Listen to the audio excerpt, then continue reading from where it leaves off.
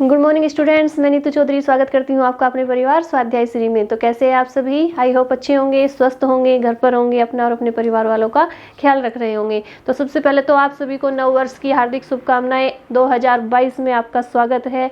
इस साल आपने जो भी सपने देखे हैं, जो भी आपने सोचा है कि हमें ये करना है, हमें ये बनना है, हमें वो बनना है, आपके सारे सपने पूरे हो जाए, आपकी ज़िंदगी में खुशियाँ ही खुशियाँ आए। तो इसी मनोकामना के साथ एक बार फिर से आपको विश करते हैं happy new year, very very happy new year and नव वर्ष की हार्दिक शुभकामनाएं। ठीक है, तो चलिए इसी के साथ क्लास की शुरुआत करते हैं। ये हमारी करंट अफेयर की क्लास है। कौन सी क्लास है? करंट अफेयर की, जिसमें हम टॉप 10 क्वेश्चन लेके आते हैं।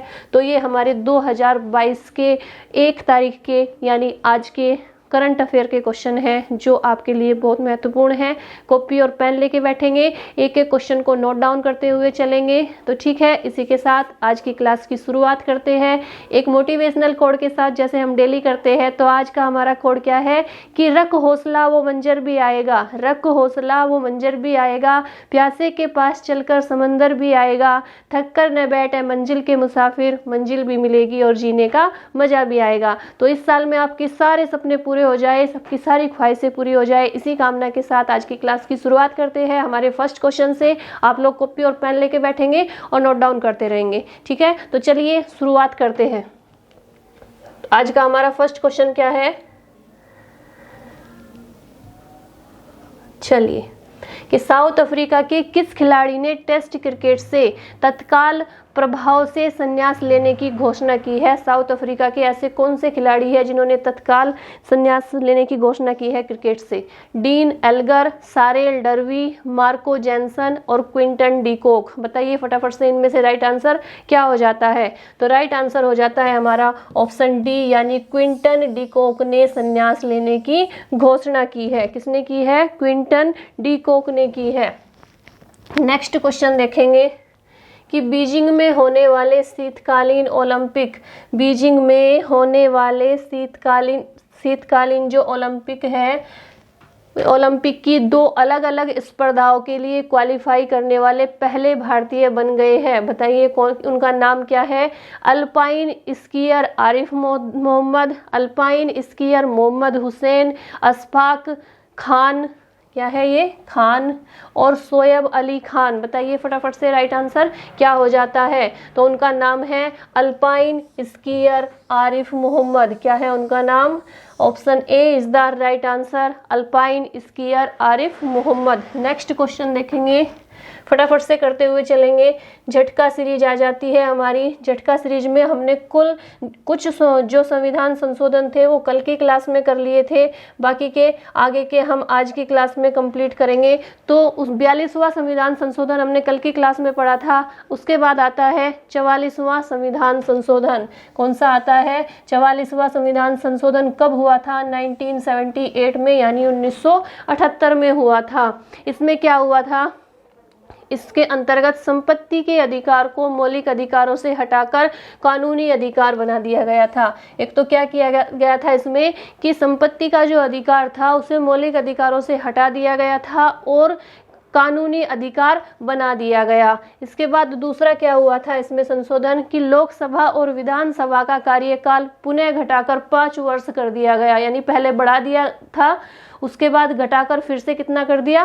5 वर्ष कर दिया। तीसरा संशोधन क्या हुआ था कि राष्ट्रीय आपात की घोषणा आंतरिक अशांति के आधार पर नहीं बल्कि सशस्त्र विद्रोह के कारण की जा सकती है। क्या कहा गया था इसमें कि जो राष्ट्रीय आपात की घोषणा थी वो आंतरिक अशांति के आधार पर नहीं करनी है बल्कि सशस्त्र विद्रोह के कारण की जा सकती है। नेक्स्ट क्या किया गया था संशोधन कि राष्ट्रपति को यह अधिकार दिया गया है कि वह मंत्रिमंडल की सलाह को एक बार पुनर्विचार के लिए वापस कर सकता है, लेकिन दूसरी बार वह सलाह मानने के लिए बाध्य होगा। नेक्स्ट आ जाता है हमारा 48वां संविधान संशोधन। कौन सा आ जाता है? 48वां संविधान संशोधन कब हुआ था? 1978 में हुआ था। इसके अनुसार क्या हुआ था कि संविधान के अनुच्छेद 365 के भाग 5 में 365 में परिवर्तन करके यह व्यवस्था की गई कि पंजाब में राष्ट्रपति शासन की अवधि को 2 वर्ष तक और बढ़ाया जा सके। राष्ट्रपति शासन की अवधि को कितना बढ़ाया जा सके? 2 वर्ष तक और बढ़ाया जा सके। आगे देखते हैं। इसके बाद आ जाता है हमारा 52वां संविधान संशोधन। 52वां संविधान संशोधन कब हुआ था? एक एक संविधान संशोधन को नोट डाउन करते हुए चलेंगे। ये हुआ था हमारा 1978 में। इसके द्वारा क्या किया गया था, क्या संशोधन किए गए थे? सबसे पहले तो किया गया था कि इसके द्वारा संविधान में 10वीं अनुसूची को जोड़कर दल बदल को रोकने के लिए कानून बनाया गया था। 10वीं अनुसूची को जोड़कर क्या किया गया था? दल बदल को रोकने के लिए कानून बनाया गया था। इसके बाद आता है 56वां संविधान संशोधन 1987 में किया गया था। कब किया गया था? 1987 में। इसके द्वारा गोवा को राज्य की श्रेणी में रखा गया। किसमें रखा गया? गोवा को राज्य की श्रेणी में रखा गया, स्टेट की श्रेणी में रखा गया। इसके बाद आता है 61वां संविधान संशोधन। ये कब हुआ था? 1989 यानी 1989 में हुआ था। इसके अनुसार क्या हुआ था कि संविधान के अनुच्छेद 326 में संशोधन करके लोकसभा और राज्यसभा विधानसभाओं में मताधिकार की उम्र 21 वर्ष से घटाकर कितनी कर दी गई थी? 18 वर्ष कर दी गई थी। जो मताधिकार कर सकते थे, वोटिंग कर सकते थे, उनकी उम्र कितनी कर दी गई थी? 21 वर्ष से घटाकर 18 वर्ष कर दी गई थी। इसके बाद आता है 71वां संविधान संशोधन 1992 में किया गया। कब किया गया? 1992 में 1992 में किया गया। इसके अनुसार क्या हुआ था? क्या संशोधन किया गया था कि इसके द्वारा संविधान में 11वीं अनुसूची जोड़कर संपूर्ण देश में पंचायती राज की स्थापना का प्रावधान किया गया था। किसकी? पंचायती राज्य की। पंचायती राज कौन से अनुच्छेद में है? अनुच्छेद 40 में है। इसके बाद आ जाता है नेक्स्ट क्वेश्चन, क्वेश्चन नंबर 3। फटाफट से आंसर देंगे इसका कि इसका आंसर क्या हो जाता है। ऑप्शन क्या है? क्वेश्चन क्या है हमारा कि वर्ष 2021 के लिए किसे हिंदी व अंग्रेजी भाषा का साहित्य अकादमी पुरस्कार प्रदान किया गया था? बताइए फटाफट से। नमिता गोखले को अंग्रेजी का, दया प्रकाश सिन्हा को हिंदी का, या दोनों को, या इनमें से कोई नहीं? बताइए इसका राइट आंसर क्या हो जाता है। तो राइट आंसर हो जाता है ऑप्शन सी, यानी हिंदी का दिया गया था नमिता, अंग्रेजी का दिया गया था नमिता गोखले को, और हिंदी का दिया गया दया प्रकाश सिन्हा को। साहित्य अकादमी पुरस्कार दिया गया है 2021 के लिए। हिंदी का किसे दिया गया है? दया प्रकाश सिन्हा को, और अंग्रेजी का नमिता गोखले को। नेक्स्ट क्वेश्चन देखेंगे, क्वेश्चन नंबर 4 कि भारतीय प्रतिस्पर्धा आयोग CCI, भारतीय प्रतिस्पर्धा आयोग यानी CCI ने वर्ल्ड 1 की किस कंपनी में 96% से अधिक हिस्से के अधिग्रहण को मंजूरी दे दी है? बताइए फटाफट से इसका राइट आंसर क्या हो जाता है। कौन सी कंपनी है? माइक्रोसॉफ्ट है, टोयोटा है, या जिंदल पावर है, या अलीबाबा पावर है? बताइए फटाफट से कंपनी का नाम क्या है। तो इसका राइट आंसर हो जाता है हमारा ऑप्शन सी, यानी जिंदल पावर इसका राइट आंसर हो जाता है। नेक्स्ट क्वेश्चन देखेंगे कि किन 3 भारतवंशियों को कनाडा ने शीर्ष नागरिक पुरस्कार ऑर्डर ऑफ द कनाडा से सम्मानित किया है? बताइए फटाफट से इसका राइट आंसर क्या हो जाता है। डॉक्टर वैकुंठम अय्यर लक्ष्मण, नवजीत सिंह ढिल्लो, डॉक्टर प्रदीप मर्चेंट, या ये सभी? तो आंसर क्या हो जाता है? ये सभी हो जाता है। इन तीनों को क्या किया गया है? शीर्ष नागरिक पुरस्कार ऑर्डर ऑफ द कनाडा से सम्मानित किया गया है। नेक्स्ट क्वेश्चन देखेंगे, क्वेश्चन नंबर 6। साल 2021 में सबसे अधिक बार डाउनलोड होने वाला ऐप कौन सा बन गया है? बताएंगे फटाफट से कौन सा ऐप है जो सबसे ज़्यादा डाउनलोड हुआ है। तो टिकटॉक हुआ है 656 मिलियन बार। कितनी बार? 656 मिलियन बार ये डाउनलोड हुआ है टिकटॉक। नेक्स्ट क्वेश्चन देखेंगे, क्वेश्चन नंबर 6 के बाद हमारी आ जाती है रामबाण प्रश्नों की सीरीज। क्या आ जाती है? रामबाण प्रश्नों की सीरीज आ जाती है, जिसका आप एक एक क्वेश्चन का आंसर देते हुए चलेंगे और अपनी कॉपी में इन्हें नोट डाउन भी करते रहना, क्योंकि ये वो क्वेश्चन हैं जो आपके याद होते हैं लेकिन आप फिर भी इन्हें गलत करके आते हो, कन्फ्यूजन रहता है। जब घर आके देखते हो तो तब पता चलता है। तो इन्हें क्या करना है, हमें अच्छे से रिवाइज करना है, अच्छे से इनका रिवीजन करना है। चलिए, तो फर्स्ट क्वेश्चन क्या है कि किसे कोच्चि का जुड़वा शहर कहा जाता है? फटाफट से आंसर देंगे। किसे कोच्चि का जुड़वा शहर कहा जाता है? बताइए आप लोग, क्या हो जाता है इसका राइट आंसर? कोच्चि का जुड़वा शहर किसे कहा जाता है? तो इसका राइट आंसर हो जाता है एर्नाकुलम। क्या हो जाता है? एर्नाकुलम को कहा जाता है, एर्नाकुलम को कहा जाता है कोच्चि का जुड़वा शहर। दूसरा क्वेश्चन क्या है? भारत के किस राज्य की सीमा पाकिस्तान से नहीं मिलती? भारत के किस राज्य की सीमा पाकिस्तान से नहीं मिलती? फटाफट से राइट आंसर देंगे आप लोग। राइट आंसर क्या है हमारा? हिमाचल प्रदेश। हिमाचल प्रदेश की सीमा नहीं मिलती, हिमाचल प्रदेश। नेक्स्ट है सूरत, कटक, भोपाल, मैसूर में से कौन सा नगर? सूरत, कटक, भोपाल और मैसूर में से कौन सा नगर किसी नदी के तट पर नहीं बसा हुआ है? बताइए फटाफट से। सूरत, कटक, भोपाल और मैसूर में से ऐसा कौन सा नगर है जो किसी नदी के तट पर नहीं बसा हुआ है? तो उसका नाम क्या है? भोपाल। भोपाल किसी भी नदी के तट पर नहीं बसा हुआ है। नेक्स्ट क्वेश्चन देखेंगे। कानपुर, पटना, वाराणसी एवं लखनऊ, कानपुर, पटना, वाराणसी एवं लखनऊ में से कौन सा नगर गंगा नदी के तट पर स्थित है? बताइए स्थित नहीं है। कौन सा नगर गंगा नदी के तट पर स्थित नहीं है? फटाफट से बताएंगे आप लोग। इसका राइट आंसर क्या हो जाता है? बताइए। कानपुर, पटना, वाराणसी और लखनऊ, इनमें से कौन सा नगर गंगा नदी के तट पर स्थित नहीं है? तो लखनऊ गंगा नदी के तट पर स्थित नहीं है। कौन सा नहीं है? लखनऊ। नेक्स्ट क्वेश्चन है, किस भारतीय राज्य की सीमा सर्वाधिक राज्यों की सीमा के साथ स्पर्श करती है? किस भारतीय राज्य की सीमा सर्वाधिक राज्यों की सीमा के साथ स्पर्श करती है? बताइए फटाफट से। इसका राइट आंसर क्या हो जाता है? बताइए। किस भारतीय राज्य की सीमा सर्वाधिक राज्यों की सीमा को स्पर्श करती है? तो उत्तर प्रदेश की, यानी यूपी की। किसकी? उत्तर प्रदेश। नेक्स्ट क्वेश्चन क्या है हमारा कि अंडमान तथा निकोबार द्वीप समूह में सबसे ऊंची चोटी कौन सी है? अंडमान और निकोबार द्वीप समूह में सबसे ऊंची चोटी का नाम बताइए। क्या है? सैडल चोटी है, सैडल पीक है। क्या है? Saddle peak, saddle peak.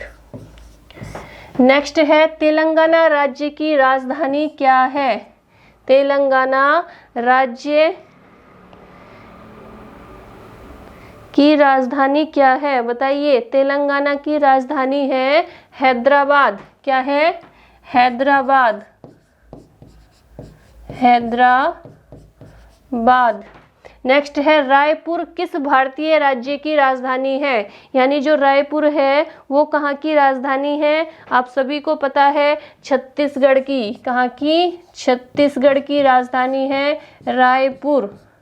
इसके बाद आता है कि किस राज्य में सबसे लंबी तट रेखा है? किस राज्य में सबसे लंबी तट रेखा है? तो गुजरात में है। और अगर विश्व में पूछा जाए तो विश्व में कनाडा में है। भारत में सबसे लंबा समुद्र तट कहाँ पर है? फटाफट से आंसर दीजिए। इन क्वेश्चन को नोट डाउन भी करते रहिए आप लोग। क्या है क्वेश्चन? भारत में सबसे लंबा समुद्र तट कहाँ पर है? फटाफट से आंसर देंगे आप लोग। भारत में सबसे लंबा समुद्र तट कहाँ पर है? बताइए। इसका राइट आंसर क्या हो जाता है? बताइए। तो ये है मरीना तट। कहाँ पर? कौन सा है? भारत में सबसे लंबा समुद्र तट कौन सा है? मरीना तट है, मरीना। और कहाँ पर है ये आप लोग कमेंट बॉक्स में बताएंगे। जो मरीना तट है वो कहाँ पर है। नेक्स्ट क्वेश्चन देखेंगे, क्वेश्चन नंबर 13। इसी में सीरीज में अभी क्वेश्चन नंबर 13 है, फटाफट से देखेंगे।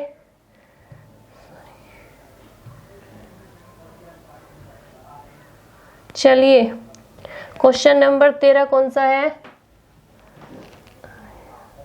ये क्या हो गया, एक सेकंड। चलिए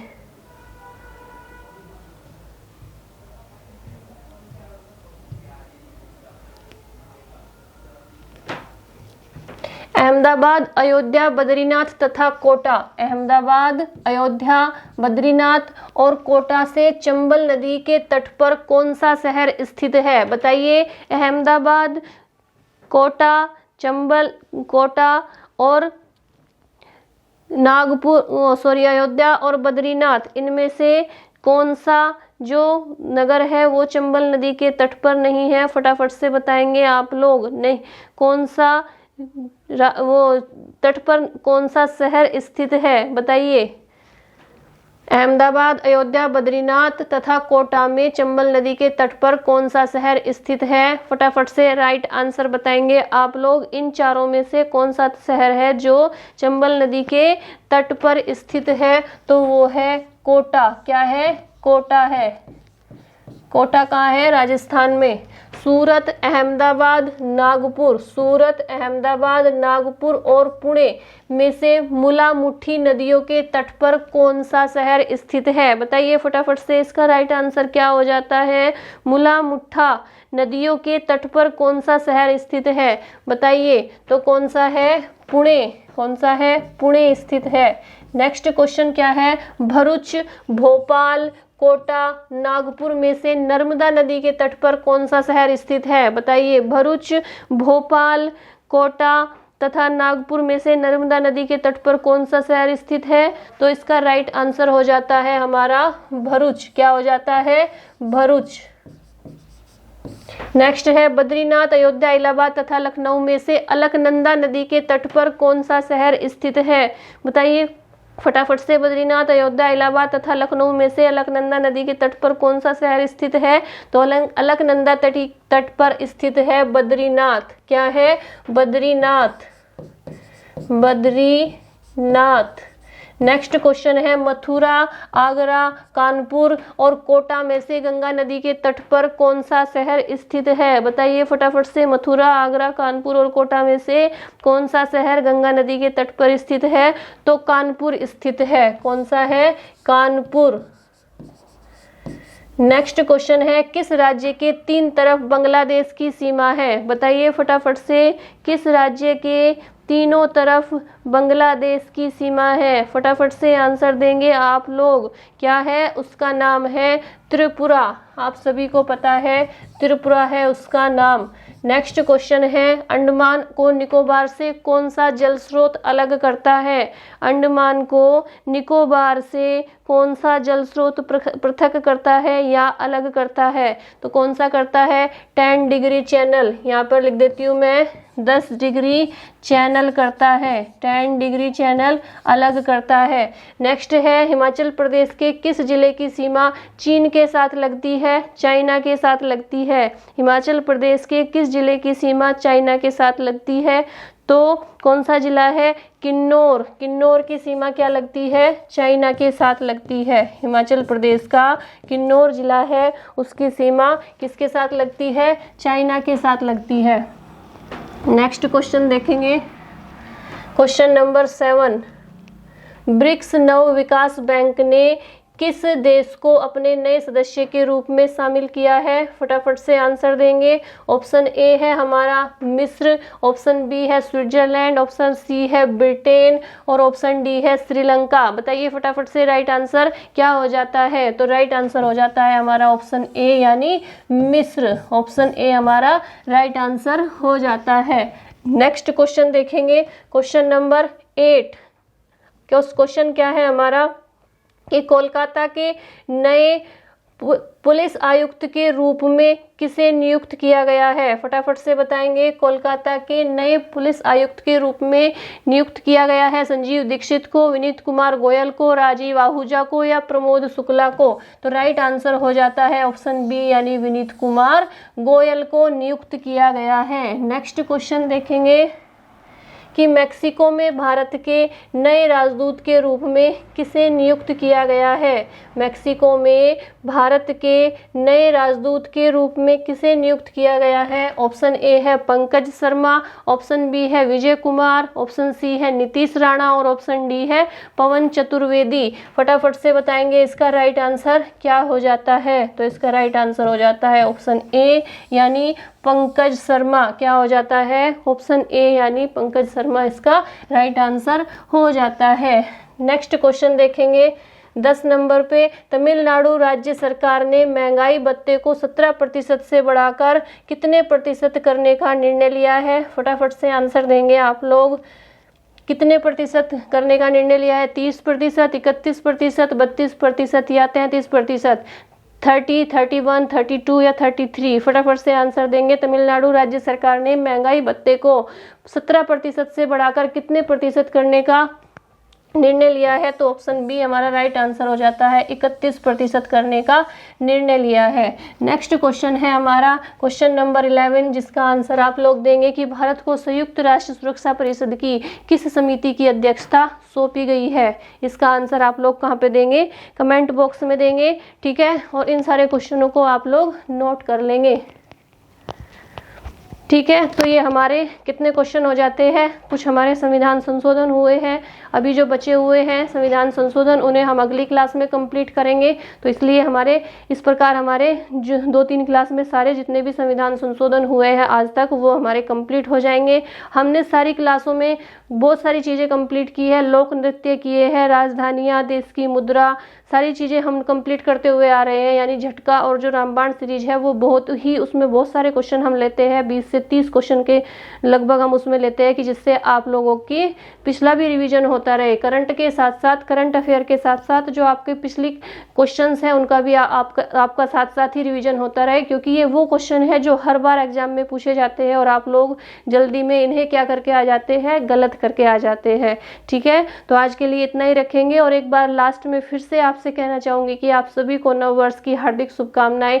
2022 आपके लिए बहुत सारी खुशियां लेकर आए, बहुत सारे सपने जो आपने देखे हैं वो आपके सारे सपने पूरे हो जाए। और मेहनत कीजिए, इस साल को यादगार बनाइए, आप सिलेक्शन लीजिए, क्योंकि अगर इस बार आप सिलेक्शन ले लेते हैं तो सारी ज़िंदगी सेटल हो जाएगी। जो भी पढ़ रहा है ना, जो भी तैयारी कर रहा है, पढ़ रहा है, वो इतनी शिद्दत से कीजिए, इतने अच्छे से कीजिए कि दोबारा पढ़ने की ज़रूरत ना पड़े। क्योंकि कहते हैं ना कि एक बार ही ऐसा पढ़ लो कि दोबारा उसे बुक को उठाने की ज़रूरत ना पड़े। तो तसल्ली से पढ़ाई करो, बहुत सारी वैकेंसीज आने वाली है। अभी आपको पता ही है कि इलेक्शन है तो वैकेंसीज बहुत सारी आएगी, आपको खूब सारे मौके मिलेंगे अपने आप को साबित करने के। तो आप लोग अपने आप को साबित कीजिए। आपने जो मेहनत की है, 2-3 साल से वैकेंसीज नहीं आई है, कोई एग्ज़ाम भी इतने नहीं हुए हैं, 1-2 एग्ज़ाम हुए हैं, तो अब ज़रूर वैकेंसी आएगी, आ चुकी है, आएगी क्या, बहुत सारी वैकेंसीज आ चुकी है, आपके एग्ज़ाम होने शुरू हो जाएंगे। लेकिन कब फ़ायदा है एग्ज़ाम देने का? जब आपकी तैयारी अच्छी हो, जब आपने मेहनत की हो अच्छे से, तभी आप किसी एग्ज़ाम में बैठे और वो क्लियर हो जाए, तब जाके आपको खुशी मिलेगी, ठीक है। तो भगवान करे आपकी सारी जो इच्छाएं हैं, आपने जो सपने देखे हैं वो सारे पूरे हो इस साल में, और ये साल आपके लिए बहुत सारी खुशियां लेकर आए। तो चलिए इसी के साथ आज की क्लास को यहीं पर रखेंगे। और आज नया साल है तो आप लोगों का रेस्पॉन्स भी बहुत अच्छा मिलना चाहिए। इतने व्यूज आए कि मेरी भी आंखें फटी रह जाए और पूरे साल फिर ऐसे ही व्यूज आते रहे। तो प्लीज़ वीडियो को ज़्यादा से ज़्यादा शेयर कीजिए, आप जितना कर सकते हो। तो कल आप प्रॉमिस करिए मुझसे कि आप टाइम निकाल कर वीडियो को शेयर करेंगे, और इतना शेयर करेंगे कि आप लोग भी खुश हो जाए और मैं भी खुश हो जाऊं। तो प्लीज़ 5 मिनट का समय निकाल कर वीडियो को शेयर करेंगे और लाइक करेंगे, चैनल को सब्सक्राइब करेंगे। और जो लोग नए जुड़ेंगे और पिछली क्लासेज लेना चाहते हैं वो प्लेलिस्ट पर जाकर हमारी सारी क्लासेज ले सकते हैं। तो आज के लिए इतना ही रखेंगे। धन्यवाद। जय हिंद, जय भारत। एक बार फिर से आप सभी को very very happy new year to all. Thank you.